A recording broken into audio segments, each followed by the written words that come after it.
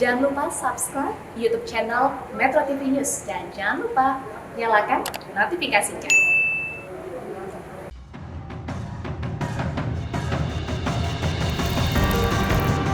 Merespon kondisi kenaikan tarif transportasi yang terjadi saat ini, Menteri Perhubungan Budi Karya Sumadi langsung berkoordinasi dengan daerah dan pemangku kepentingan lainnya agar bisa dicarikan solusi.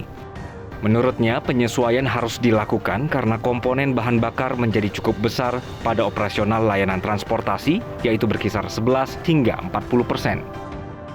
Menindaklanjuti adanya kebijakan penyesuaian harga BBM, kami telah dan akan melakukan koordinasi dengan kementerian dan lembaga terkait, termasuk pemerintah daerah, serta para pemangku kepentingan, termasuk mendengarkan saran dan masukan semua pihak.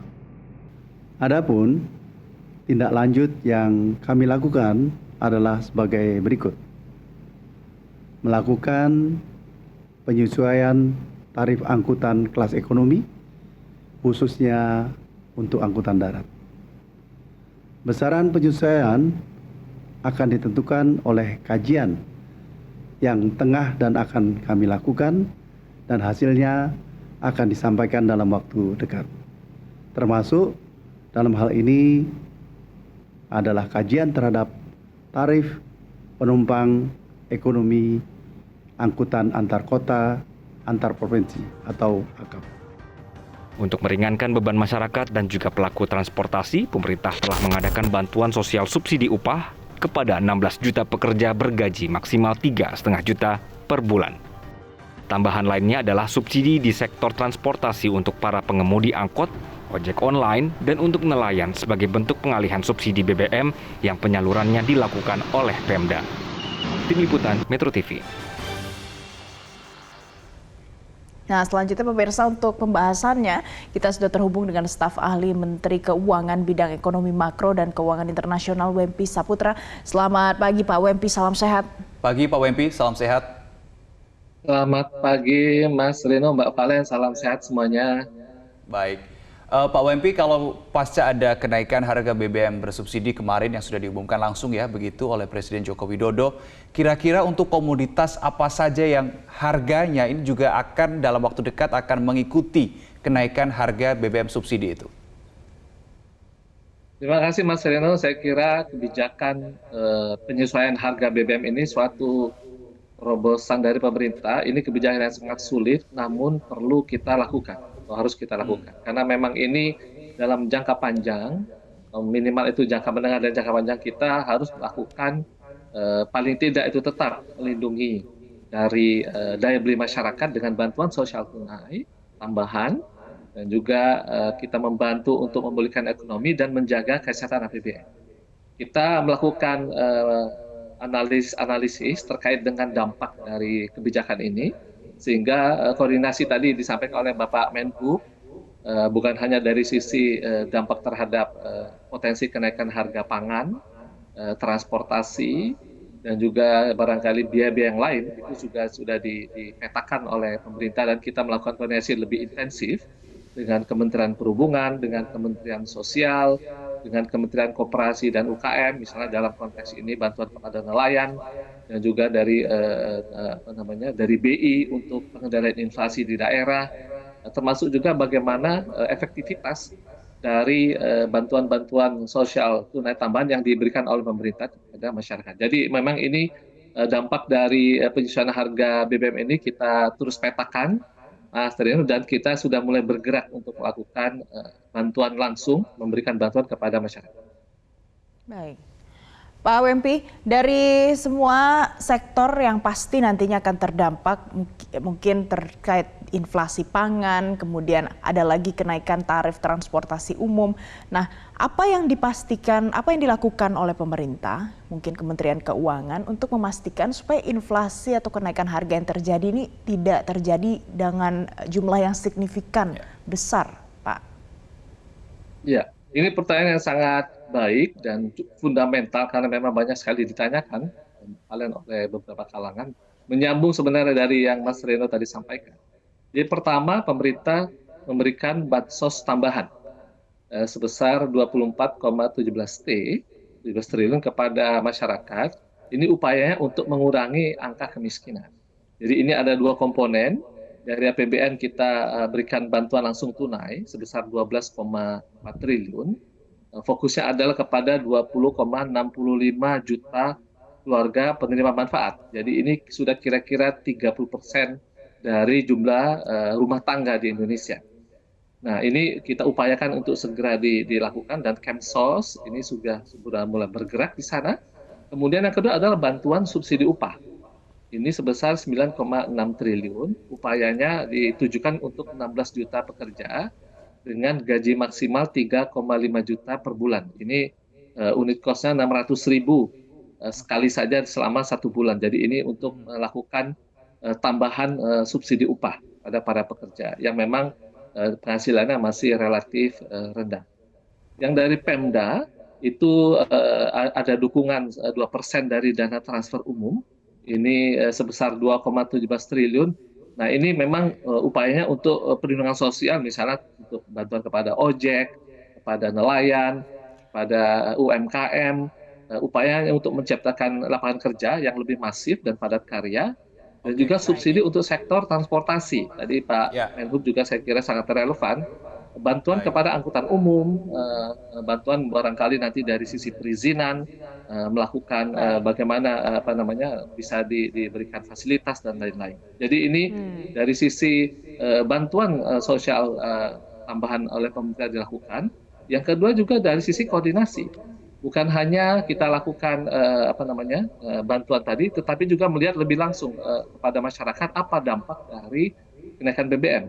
Misalnya bagaimana kita juga memperkuat Satgas Pangan agar nanti proses distribusi dan pengawasan harga, terutama harga pangan, ini dapat terkendali dan tidak terdapat potensi-potensi penimbunan atau upaya-upaya yang kontraproduktif. Dan juga kita tadi yang BLT, bantuan langsung tunai, kita awasi supaya nanti bisa lebih tepat sasaran, karena memang narasi dari pemberian bantuan langsung tunai ini memang harus segera dilakukan dan harus segera tepat sasaran. Dan kita juga mengawasi dampak rambatan dari penyelesaian harga ini bukan hanya dari sisi potensi kenaikan dari harga pangan, dan juga barang transportasi dan lain-lain. Baik. Pak WMP, kalau kita berbicara soal BLT, BSU, DTU yang tadi sudah Anda sebutkan begitu ya, nominal dan persentasenya, ini kan semua kan untuk masyarakat, menjaga daya beli dari sisi konsumennya. Kemudian untuk sesuai dengan tema kita, meredam efek domino kenaikan dari harga BBM subsidi di sektor lain, misalkan di sektor pangan, di sektor ekonomi, kreatif dan seterusnya. Apakah juga ada subsidi bagi para pelaku usaha ini sehingga mereka kalaupun akan menaikkan harga, mereka tidak akan menaikkan harga yang terlalu signifikan. Adakah subsidi untuk para pelaku usaha? Terima kasih Mas Reno. Ini juga banyak sekali ditanyakan. Memang upaya perlindungan masyarakat yang dibantu oleh dari APBN dan pemerintah ini bukan hanya dari bansos tunai yang tadi sudah saya sampaikan, yang 24,17 ini sebagai tambahan sebenarnya, namun juga ada perlindungan masyarakat yang lain. Di dalam program PCPN, jadi Pemulihan Ekonomi Nasional, itu kita anggarkan 455 triliun untuk tahun 2022. Dan alokasi untuk perlindungan masyarakat itu sebetulnya 194 triliun. Jadi ini memang perlinmasnya sendiri 154 dari total 455, dan yang lainnya juga untuk bantuan terhadap kesehatan dan juga dunia usaha. Jadi ini akan ditujukan untuk membantu masyarakat termasuk dunia usaha tadi, persis dampak rambatannya agar tidak kontraproduktif yang terlalu jauh, masih terkendali, terutama nanti dampak terhadap inflasi. Jadi ini akan kita tetap alokasikan, Mas Reno, anggarannya sudah disiapkan, dan sekarang pemerintah bergerak untuk melakukan fokus bantuan kepada dunia usaha dan terutama tadi dari sisi UMKM. Berapa Pak WMP anggaran yang sedang digodok, yang sedang dipersiapkan? Estimasinya berapa untuk para pelaku usaha ini?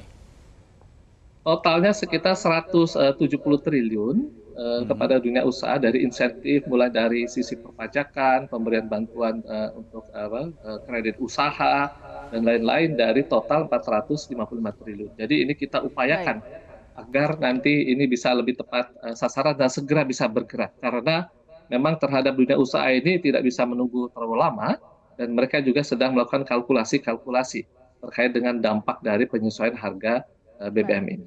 Jadi ada yang sudah disiapkan khusus untuk dunia usaha untuk memastikan tidak terjadi inflasi yang begitu signifikan. Dan selain itu juga muncul pula Pak Wempi, karena selama ini yang dinarasikan, yang diberikan adalah subsidi bantuan kepada masyarakat. Berarti ini kan macam-macam bentuknya. Tapi muncul istilah ataupun termin stagflasi, stagnansi dan inflasi. Nah, terkait dengan hal tersebut bagaimana apa mitigasi yang disiapkan oleh Kemenkeu, Pak? Dalam konteks kebijakan, memang kalau kita lihat, pertama adalah inflasi. Jadi inflasi ini kita tahu, Mas Reno, Mbak Palen, bahwa disebabkan oleh terganggunya rantai pasok global dan juga berdampak kepada Indonesia akibat dari perang di Ukraina, dampak pandemi yang belum selesai. Otoritas moneter yang melakukan pengetatan likuiditas itu menaikkan tingkat bunga. Nah, dorongan inflasi ini pada akhirnya nanti harus dikendalikan karena akan berdampak yang luas kepada seluruh masyarakat. Karena pemulihan ekonomi global sekarang berjalan tidak sesuai dengan harapan, melambat prosesnya, maka kombinasi dari perlambatan ekonomi global dan kenaikan inflasi tadi ini akan menyebabkan stagflasi. Suatu kombinasi dari kondisi ekonomi yang sangat sulit bagi setiap pengambil kebijakan.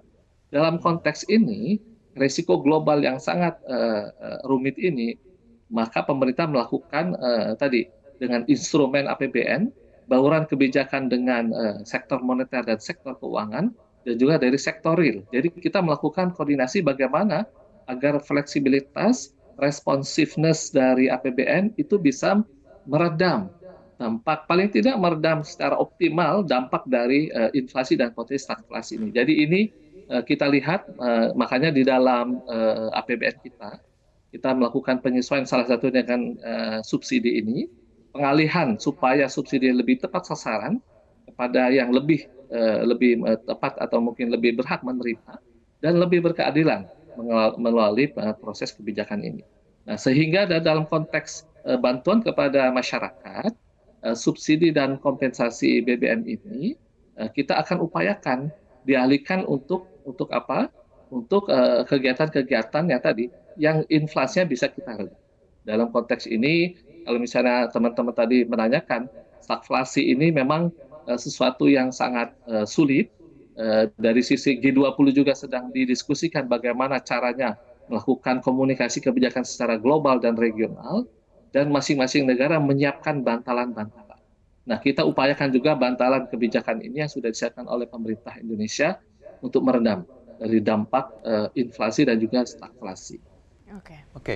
Pak Wempi, kalau kita berbicara soal tadi sudah disinggung ya oleh Valen terkait dengan inflasi, stagflasi dan seterusnya. Kalau kita melihat data Agustus 2022 IHK atau Indeks Harga Konsumen ini kan justru mengalami deflasi ya, Pak Wempi. Kalau saya baca di sini ada penurunan deflasi sebesar 0,21% dibandingkan dari bulan Juli ke bulan Agustus 2022 karena ada bersumber dari penurunan harga kelompok volatile food dan penurunan inflasi administered prices.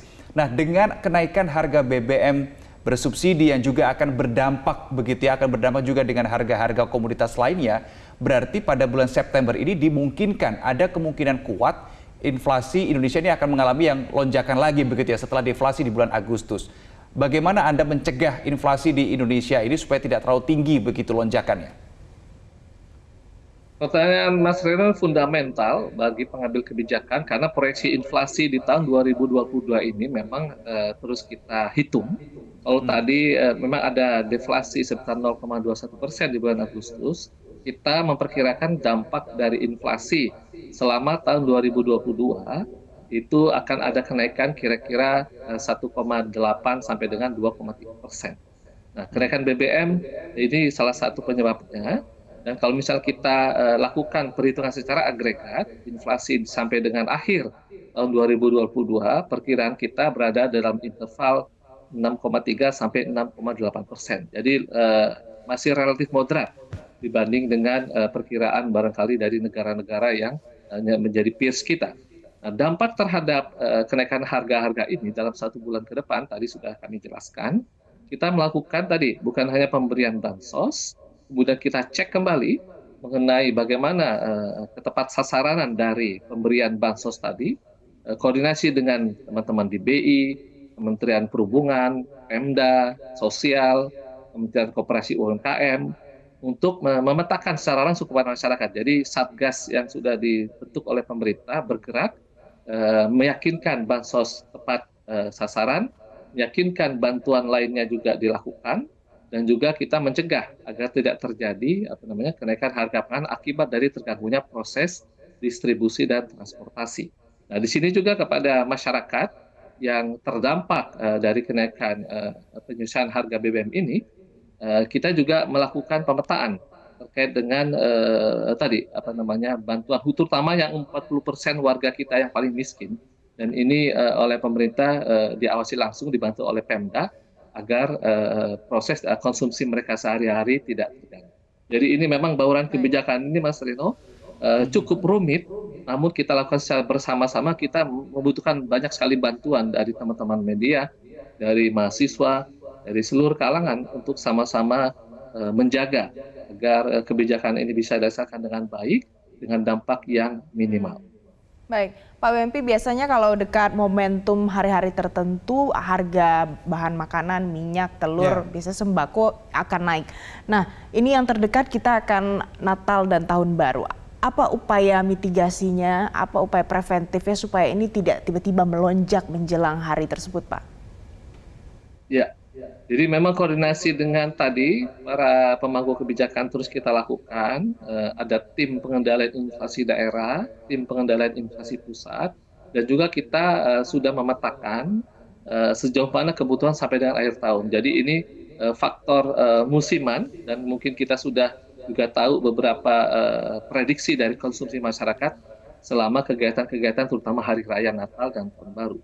Nah, kita mencegah jangan sampai terganggu proses, kalau tadi sebagian adalah diimpor atau barangkali produksi lokal, mencegah jangan sampai nanti terjadi gangguan dari proses distribusi dan transportasi. Jadi teman-teman di Pemda itu sudah kita koordinasikan bersama dengan Bapak Mendagri, dan ini sekarang melakukan pemetaan terkait dengan kebutuhan sampai dengan akhir tahun, kebutuhan pokok tadi, telur, cabai, bawang merah, bawang putih, dan lain-lain. Dan ini memang pekerjaan harus detail, Mbak Valen, dan memang harus melibatkan semua kalangan sampai dengan ke pelosok-pelosok. Karena memang kebutuhan ini sangat urgent bagi masyarakat, dan pemerintah saya kira akan menjamin ketersediaan bahan ini dari pasokannya atau distribusinya secara memadai.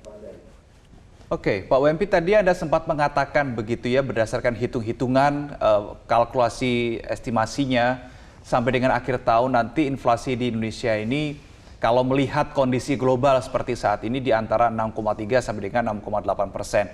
Menurut kalkulasi Anda, apakah angka 6,3 sampai 6,8% ini masih relatif aman untuk Indonesia, termasuk juga untuk daya beli dari masyarakat Indonesia sendiri? Dalam konteks proyeksi inflasi di tahun 2022 yang tadi diperkirakan kira-kira 6,3 sampai 6,8%, jadi proyeksi baseline kita, Mas Reno, 3,5 sampai dengan 4,5%. Jadi dengan dampak kenaikan harga BBM ini, tentunya kita mengantisipasi kenaikan inflasi selama tahun 2022. Angka ini relatif aman dibandingkan dengan negara-negara lain dalam konteks kebijakan domestik. Kalau kita perkirakan kenaikan harga-harga dalam 1-2 bulan ke depan, kita perkirakan dampak inflasi ini masih dapat terjaga. Karena apa? Karena memang pemerintah bergerak secara langsung, berkoordinasi dengan teman-teman di daerah, dari Pemda, langsung melihat dampak pada UMKM, kepada nelayan, kepada para ojek, kepada para pekerja. Jadi betul-betul kita bukan hanya kebijakan di pusat, tetapi implementasinya sampai dengan detail sampai ke daerah. Jadi kita perkirakan dampak ini relatif moderat, dan dalam konteks kebijakan inflasi dan bagaimana bantuan dari APBN untuk memberikan bantalan kepada masyarakat, itu kami kira masih memadai. Baik, jadi kalau dari dalam negeri, domestik, stabilitasnya ini masih moderat, masih bisa terkendali. Tapi kalau kita bicara apa dampak lainnya, Pak WMP, mungkin terhadap mata uang kita atau kepada bagaimana kegiatan ekonomi kita di kancah internasional, seperti apa Pak? Ini pertanyaan yang cukup fundamental, karena memang penyesuaian harga BBM ini secara konteks besarnya memang juga dipengaruhi oleh perubahan dari kurs atau mata uang kita terhadap mata uang asing atau dolar Amerika, yang kita perkirakan di dalam APBN sebesar 14.350, kemudian kita sesuaikan menjadi 14.450 rupiah per $1. Sekarang itu rata-rata sudah 14.700 rupiah per $1. Jadi ini memang sesuatu yang memang harus kita antisipasi. Selain itu, kenaikan harga ICP atau kenaikan harga minyak internasional. Dan ini rata-ratanya sekarang mencapai 105. Dan kita perkirakan kalau toh nanti turun, misalnya taruhlah sekitar 100, mungkin 90 atau bahkan 85, secara rata-rata nanti dampak terhadap